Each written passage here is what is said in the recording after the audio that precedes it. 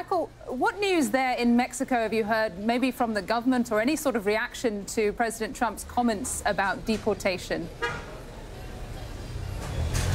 Christina, we're outside a migrant processing centre here in Tapachula all day. Hundreds of people going in to try to get some sort of legal status here in Mexico so they can stay here. We have been asking people about what Donald Trump said, and it's interesting. There are people who were planning to go on to the US who are now saying, no, we're going to stay here. I spoke to one man from Honduras who actually was in the US, got deported back to Honduras, fled the violence there. He was on his way back too, and he said, I'm not going to do it anymore. He said, we're just not welcome there. I'm going to stay here and work here. I'm safe here in Mexico. And so that seems to be the reaction, initially anyway, from some of the people here, the migrants from those Northern Triangle countries. They're saying they're disappointed. One man said, hey, the US economy runs on people like us. We're the ones who do construction. We pick the vegetables.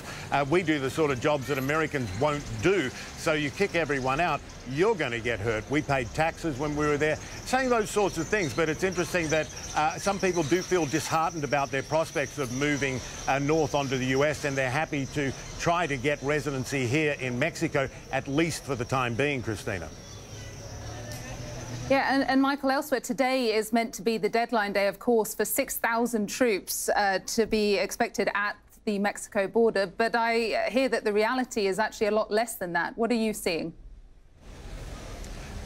Yeah, absolutely. Yeah, the Mexican government said very, very clearly, actually, that they would have 6,000 National Guard, police, Marines, soldiers, security forces, basically, on the border and in place by end of day Tuesday. Well, it is Tuesday. Yesterday, we were at a news conference with a government official who said now that they're hoping to have 50% of that number given assignments, he said, by the end of the week. So 6,000 in place today ain't going to happen.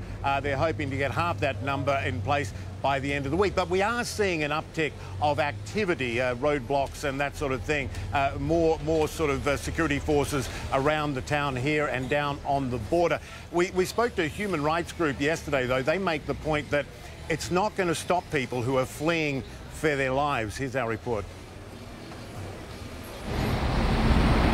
The Mexican government initially said 6,000 troops and police would be in place along the southern border with Guatemala by Tuesday to deal with the migrant crisis.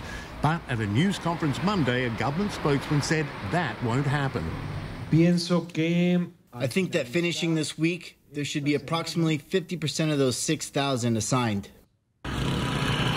Still, activity has increased in the last 24 to 48 hours. Here, entire truckloads of migrants found in the state of Veracruz. Also, more checkpoints, roadblocks and a growing number of detentions. But here at a packed human rights centre in Tapachula, those in charge say this isn't a job for soldiers not trained to deal with women and children who are fleeing for their lives. Are troops the answer?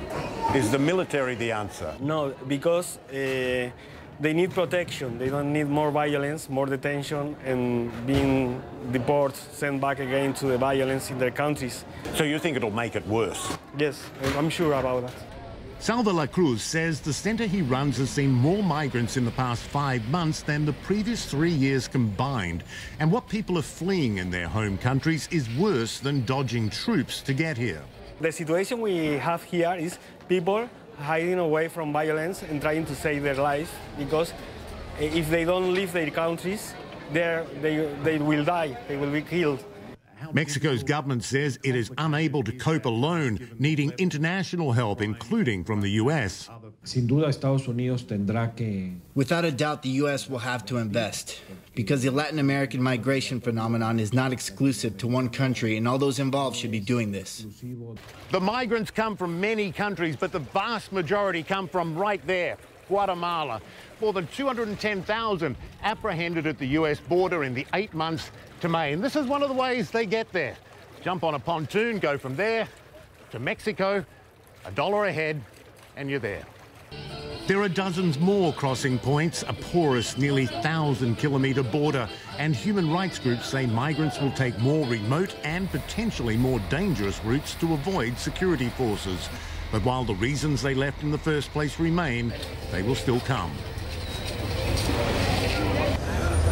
And Christina, the Mexican government says anyone who does cross the border and encounters those security forces and immigration officers will be treated with dignity and respect, and their human rights will be respected. Anyone with a valid claim to stay here will have that claim looked at and approved. But they also say anyone who comes in without a good reason to be here will be detained and deported. Worth pointing out, Christina, that in recent years, Mexico has deported far more people from those Northern Triangle countries of Guatemala, Honduras, El Salvador than the US has. So people are being sent back here in great numbers. The Mexican government, though, says they will treat people with respect and dignity when they cross over, because many of them are fleeing for their lives. Christina?